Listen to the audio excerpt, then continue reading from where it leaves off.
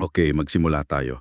Alam mo, naranasan mo na ba yung pakiramdam na kahit sobrang busy ka sa mga gawain, sabihin na nating sa simbahan o sa community projects, ganun. Yung parang ang dami mong nagawa, na-check mo na lahat sa listahan mo, pero parang may kulang pa rin. Yung hindi mo masyadong ramdam yung, ano ba, yung spiritual na connect. 'Di ba? Marami kasing nakakaramdam niyan, hindi ka nag-iisa. Kaya nga, ang pag-uusapan natin ngayon, eto, may mga insights tayo mula sa isang libro, Going Where the Spirit Leads, Reclaiming Mission in a Changing World. Ang nagsulat nito si Chris R. Villasis, missionary pastor pala siya dito sa Pilipinas. Mga 25 years na. Grabe. Ang misyon natin dito sa usapan, parang himayin natin yung pinaka-ideya niya. Ito yung pagbabago daw ng focus sa misyon natin.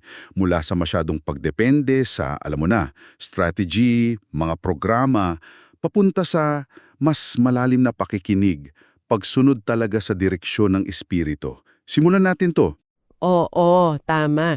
At yung pinakaugat ng argumento niya ito yung tunay na sigla, yung impact ng misyon, lalo na ngayon sa, alam mo naman, ang gulo ng mundo, di ba, nagbabago lahat.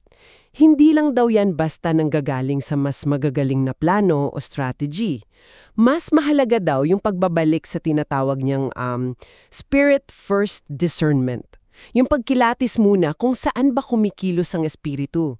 At saka yung mga ugnayan, yung pakikipagkapwa na talaga nakasentro sa tao.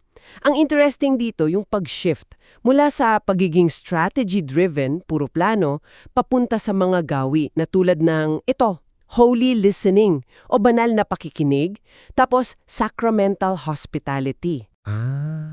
Nabanggit mo yung strategy-driven. Parang ang dating ba niyan, minsan nagiging parang korporasyon na lang yung approach natin sa misyon?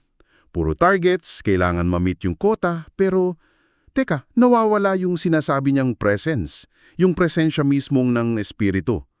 Ito ba yung tinutukoy niyang mission crisis dun sa libro? Yung parang pag ang misyon na hiwalay sa presensya, nagiging parang makina na lang, hindi na tunay na ministeryo? Exactly, sakto. Yun yung puso ng problema Kapag yung misyon, yung ginagawa, nauuna kaysa sa pinagmumulan gapat nito. Kaya ang suggestion ng libro, ibalik daw yung espiritu, yung pneuma, 'di ba, sa Greek, yung hininga, yung hangin na nagbibigay buhay sa pinakasentro ng lahat. Hindi lang siya parang taga-suporta lang sa mga plano natin. Siya dapat yung nagpapasimula, siya yung leader. At diyan ngayon papasok yung tanong, okay, pero paano? Paano mo gagawin yan sa araw-araw? Dito pumapasok yung isang konsepto, yung holy listening. Holy listening. Banal na pakikinig. Ang ganda pakinggan. Pero ano ba talaga itsura niyan sa practice? Hindi ba pwedeng maging dahilan yan ng, alam mo yun, analysis paralysis? Yung tipong kailangan ng kumilos pero naghihintay ka pa rin. Magandang tanong yan kasi madalas yan ang akala. Pero ang holy listening, hindi siya pagiging passive lang. Hindi lang basta upo ka lang at hintay.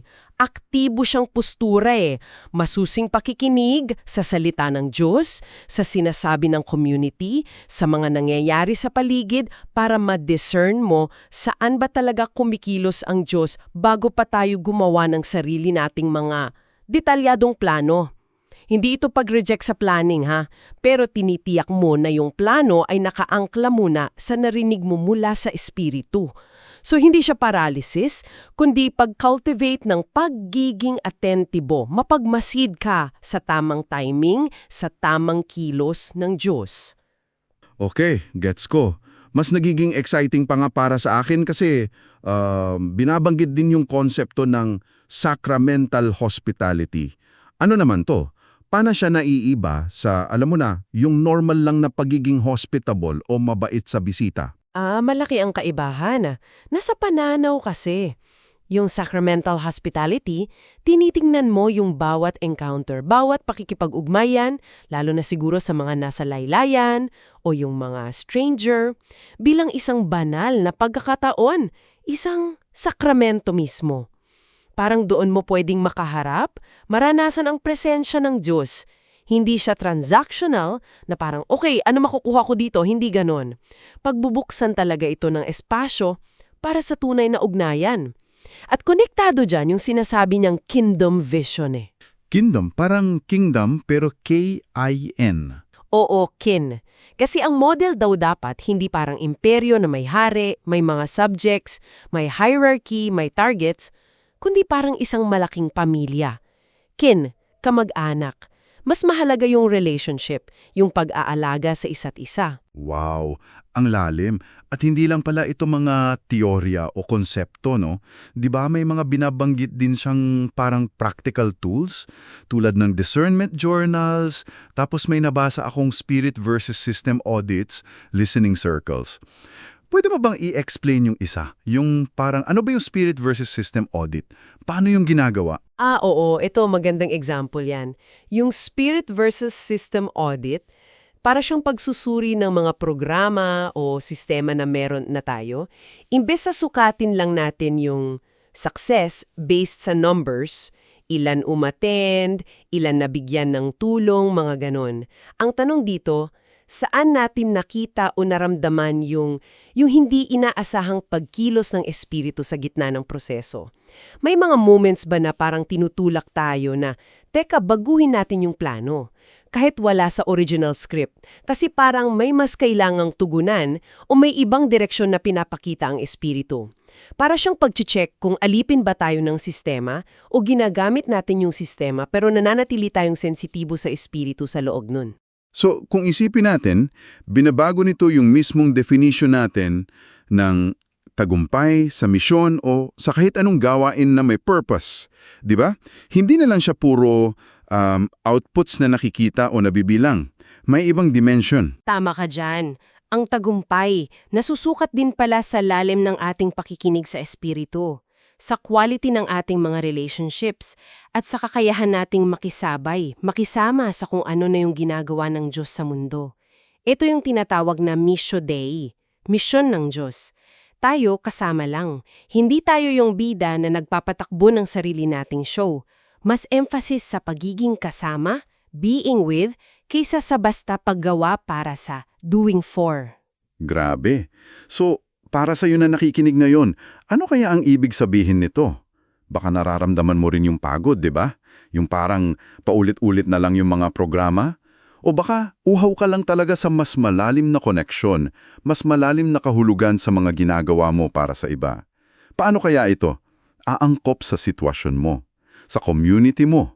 Ramdam mo ba yung mission crisis na yon? Siguro ang buod ng lahat ng ito, isang paanyaya talaga, isang imbitasyon na palitan natin yung sobrang pagkontrol, yung sobrang pag-asa sa sarili nating galing, palitan natin ng mas malaking pagbukas sa gabay ng espiritu, pagtitiwala sa kanyang pagkilos, pagpapahalaga sa kanyang presensya, tungkol ito sa pagiging mas tapat na kasama sa misyon ng Diyos. Hindi lang tayo project manager ng sarili nating mga plano. Ang ganda niyan para pagnilayan. May isang powerful na tanong sa libro eh. Hango sa John 3:8. Sabi doon parang ganito, umiihip ang hangin kung saan ito nais. Ang tanong, handa ba tayong bitawan ang mapa at itaas ang ating mga layag? Handa ka bang bitawan yung mga nakasanayang mong mapa? Yung mga programang parang di kahon na? At magtiwala sa ihip ng hangin, ng espiritu, kahit hindi mo alam saan eksakto papunta? Isang bagay siguro na pwede mong dalhin at pag-isipan pagkatapos nito.